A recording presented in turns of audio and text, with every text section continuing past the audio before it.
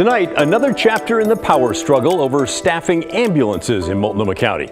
Must there be two paramedics, or would it be okay to have one paramedic and one EMT? Now, that might seem like a minor difference, but it has become a major argument, and some argue that stubbornness on the part of the county leaders may be putting lives in danger. So, ambulance staffing in Multnomah County, that is our big story tonight.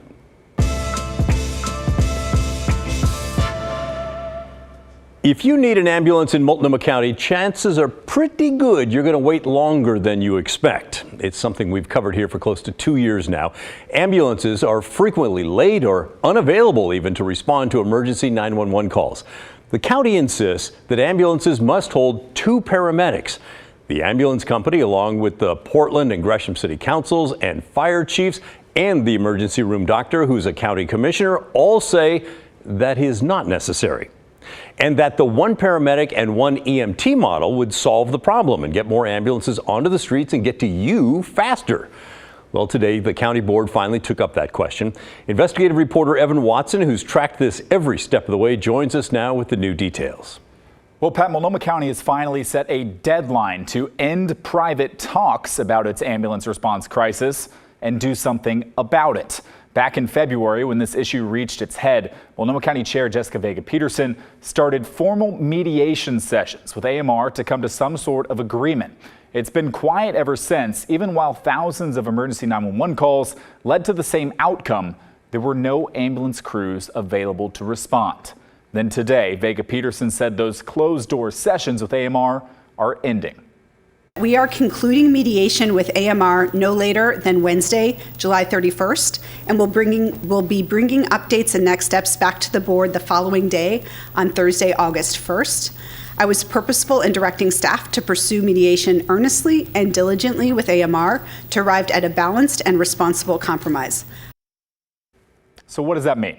The impression is that Multnomah County will come to some sort of compromise on its hard and fast rule of two paramedics per ambulance for every life-threatening call. County commissioners alluded to this change today as they've been briefed in private, and that's the general sense. The two paramedic rule is unusual when you look at EMS systems in Oregon and across the country. Multnomah County health leaders have sworn that it produces better health outcomes. But with the nationwide shortage of paramedics, AMR, fire, and city leaders have pushed back. They argue a one paramedic and one EMT model would let AMR get more ambulances on the road, get to people faster, and save those lives. Here's Fairview City Council member Ian Todd, one of many local leaders who pushed Multnomah County today to switch to that one-on-one model. On a personal note, 47 months ago, I found my wife unresponsive one morning. And I don't know whether or not a faster response time getting in the hospital would have changed the outcome of her unfortunate passing.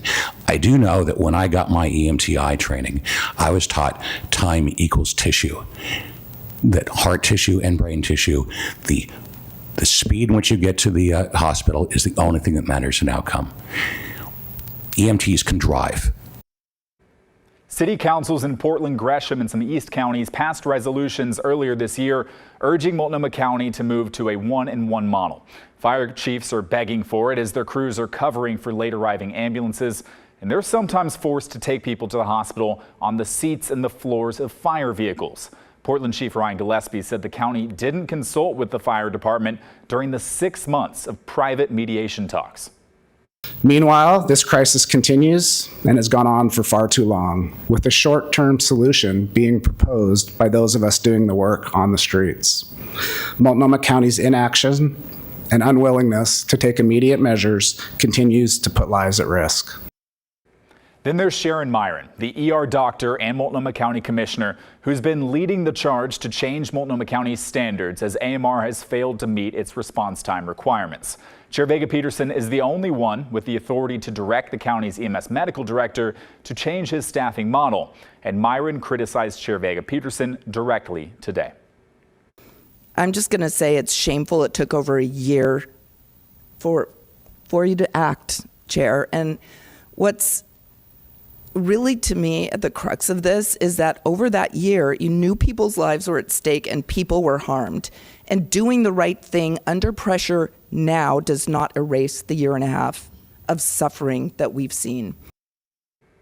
Myron saying doing the right thing there seems to allude to some kind of compromise coming up in the next week. There are reasons to support the county's two-paramedic model. The union representing most paramedics in Multnomah County wants to keep it, saying that most paramedics like working alongside someone with that same level of training. Vega Peterson has also pointed out that AMR is the one failing to meet its contractual standards. That's why she fined them more than $500,000 last year. Why should the company get a break when it's not living up to its promises? But ultimately, speed and availability matter a lot. How does the county plan to get to every life-threatening 911 call on time? Will that require more flexibility? Maybe a hybrid model of some two paramedics, some one-on-one, a trial system? We hope to find out next Thursday, and we'll have the latest for you then. All right. Thank you, Evan. Great stuff as always.